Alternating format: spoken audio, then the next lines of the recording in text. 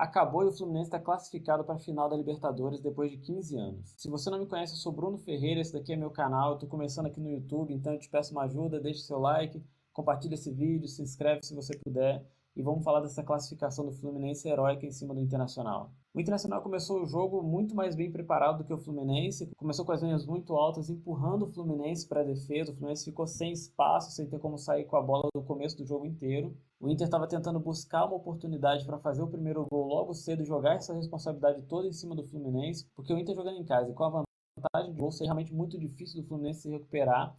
E com 10 minutos o mercado conseguiu de cabeça abrir o placar depois de uma falha do goleiro Fábio. Infelizmente o goleiro Fábio, que é um dos personagens que levaram o Fluminense para essa classificação, essa falha aconteceu justamente com ele. No lance ele também em cima do Guga, que estava substituindo o Samuel Xavier e estava com muita dificuldade de marcar o mercado ali nesse comecinho de jogo.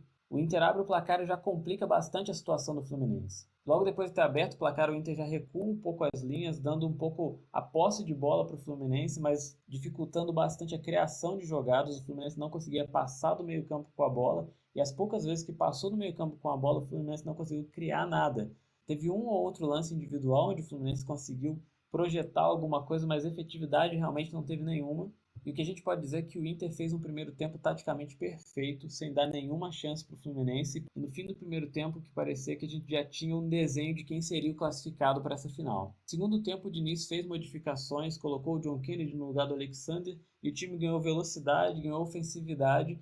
E o jogo ficou um pouco mais parelho, tendo o Fluminense criando, mas também ficando bastante exposto na zaga. Já no começo do segundo tempo, a gente teve um lance do John Kennedy um pouco mais ofensivo, já mostrando que o Fluminense viria com uma postura diferente mesmo. Mas o Fluminense tentava achar uma jogada e esse gol não saía.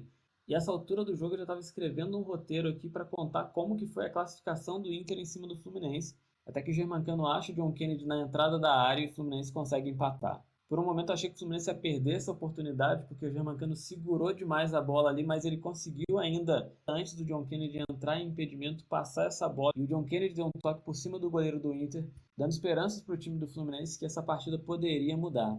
Depois do gol, o Fluminense passa a jogar com a esperança de quem tinha conseguido arrancar um empate, e o Inter passa a jogar com a frustração de quem estava com a classificação na mão e estava deixando isso escapar. E 6 minutos depois, o Ione Gonzalez acha o John Kennedy na área. Ele dá um passe de calcanhar para o Cano e o Fluminense vira o jogo. Para quem viu o primeiro jogo no Maracanã e para quem viu o primeiro tempo da partida de hoje, esse roteiro ele é bastante improvável.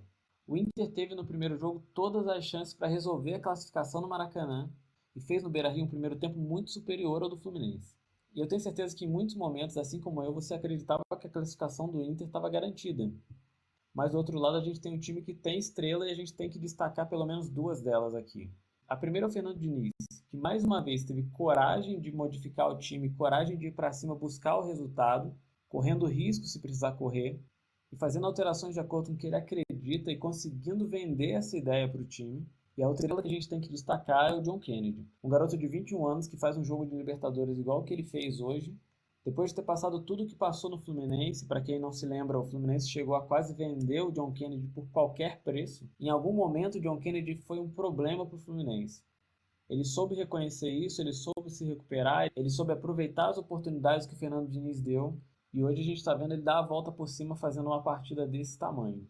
Para o Internacional, o que fica é o reconhecimento de um time que fez duas partidas muito boas numa semifinal, que enfrentou um Fluminense que é muito forte, e que foi reconhecidamente superior nos dois jogos. E para o Fluminense, além da classificação, fica aqui o reconhecimento para um time que não desiste, que tem um técnico corajoso e que tem um elenco que é muito... e que tem um elenco que se uniu e está focado nesse título de Libertadores e que depois desse jogo a gente tem todos os motivos do mundo para acreditar que o Fluminense é favorito para esse título. Então é isso, eu quero saber se você concorda também, quero saber o que você achou desse jogo, quero saber para quem que você estava torcendo. Deixa aqui seu comentário e me diz se você acreditava que o Fluminense conseguiria virar esse jogo hoje. Eu sou Bruno Ferreira, obrigado e até a próxima.